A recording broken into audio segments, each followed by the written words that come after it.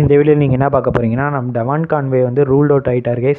So ஒரு மே மாதத்துக்கு அப்புறம் தான் வந்து விளாடுவாங்கன்னு சொல்லியிருக்காங்க. இப்போ நியூசிலாந்து கிரிக்கெட் போர்டு வந்து திடீர்னு எங்களுக்கு வந்து இவர் வந்து ரெஸ்ட் கொடுக்க வைங்க அப்படின்னு சொல்லிட்டு கூட மேட்சஸ் விளாட வைக்க முடியாமல் போகலாம், வாய்ப்புகள் இருக்கும். இல்லை இவரும் ரெஸ்டட் ஆகிட்டு ஸ்ட்ரெயிட்டாக T20 வேர்ல்டு கப் தான் ஆடுற மாதிரி கூட சான்சஸ் இருக்கும். ஸோ அதனால் மேக்ஸிமம் இந்த சீசன் ஃபுல்லாக விளாட மாட்டார் தான். ஸோ இப்போ வந்து இவருக்கு பதிலாக ஒரு ரீப்ளேஸ்மெண்ட் பிளேயர் எடுக்கிறாங்க சிஎஸ்கே அப்படின்னு பார்த்தீங்கன்னா, ஸோ யாரெல்லாம் அந்த பிளேயர்ஸில் அப்படின்னு பார்ப்போம். ஃபஸ்ட்டு எடுத்தோடனே நம்ம பார்க்குறது சாம் பில்லிங்ஸ், ஒரு சிஎஸ்கேன் பிளேயர்.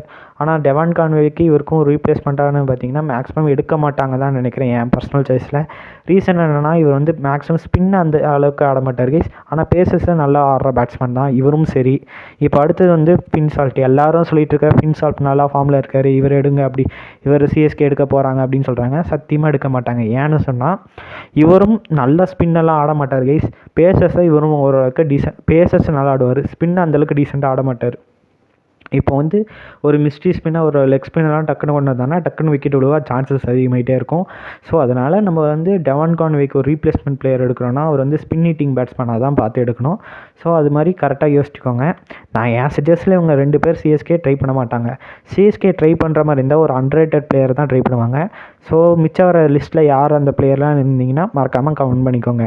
ஸோ இப்போ அடுத்த பிளேயர் பார்ப்போமா. இது வந்து ஜாஸ் இங்கிலீஷ். இவரும் ஒரு நல்ல பிளேயர் தான். இவர் வந்து நல்லா பேசஸ் ஆடுவார். வேர்ல்டு கப்லேயே நல்லாவே தெரிஞ்சிருந்தது. பேசஸை நல்லா ஆடினார். ஆனால் ஸ்பின்னர்ஸ் அந்த அளவுக்கு ஆடல தான் சொல்லுவேன். ஏன்னா ஸ்பின்னர்ஸ்ட்டே வந்து டக்குன்னு மாட்டிக்கிட்டு இருந்தார். டக்குன்னு அவுட் ஆகிடுறாரு. லோ லெவல் தான் ஸ்ட்ரைக் ரேட்டும் வச்சுட்ருக்காரு. ஸோ இவர் மேக்ஸிமம் அந்த அளவுக்குலாம் ஸ்பின்னர்ஸ் ஆடுற பிளேயர் மாதிரி தெரில. ஆனால் நிறைய பேர் என்ன சொல்கிறாங்கன்னா, இவர் தான் ஸ்பின் ஹிட்டிங் பேட்ஸ்மேன் தான் ஜாஸ் இங்கிலீஷ் அப்படின்னு கமெண்ட்ரியில் சொல்லிகிட்டு இருப்பாங்க. ஆனால் அப்படிலாம் இல்லை, யாரும் நம்பிடாதீங்க, அவ்வளோதான். ஸோ இவரை மேக்ஸிமம் எடுக்க வாய்ப்பு இல்லை. ஸோ இப்போ அடுத்தது பார்த்திங்கன்னா ராசிவான் டேரசன், ரைலி ரிக்கர்ட்சன்.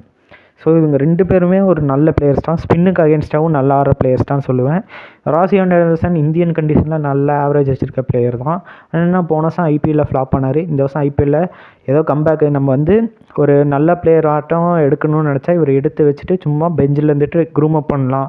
அது மாதிரி நினச்சா இவர் க்ரூம் அப் பண்ணலாம். இல்லைனா ரைலி ரிக்கர்ட்சன், இவர் பார்க்க அப்படியே டீகாக் மாதிரி இருக்கார் கைஸ். ஏன்னா பயங்கரமாக ஹிட்டிங் ஆடிட்டுருக்காரு. ஸோ ஃப்யூச்சர் கோட்டாக இருக்காங்க. சவுத் ஆஃப்ரிக்காவோட ஃப்யூச்சர் ஆட்டாக இருக்கார் இவர்.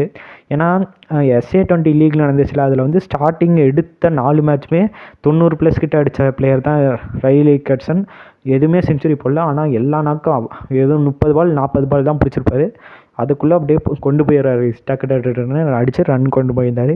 இவர் கூட சிஎஸ்கே எடுத்து வச்சுட்டு பெஞ்சில் வச்சுட்டு க்ரூம் அப் பண்ணிகிட்டு இருக்கலாம். அது மாதிரி கூட வாய்ப்புகள் இருக்கும். இது என்னோடய பர்சனல் சாய்ஸில் யார் சொல்லுவேன்னா சேயோப்பை சொல்லுவேன் கைஸ். ஏன்னா இவர் வந்து அந்தளவுக்கு ஆடலனாலும் ஒரு நல்ல ஸ்பின் ஹிட்டிங் பேட்ஸ்மேன், ஒரு நல்ல எக்ஸ்பீரியன்ஸ் பேட்டர்ன். இவரை வந்து பேட்டிங்கை ரெஸ்பெக்ட் பண்ணுற மாதிரி நம்ம வந்து இவரை வந்து பெஞ்சில் கூட எடுத்து வச்சுருக்கலாம்.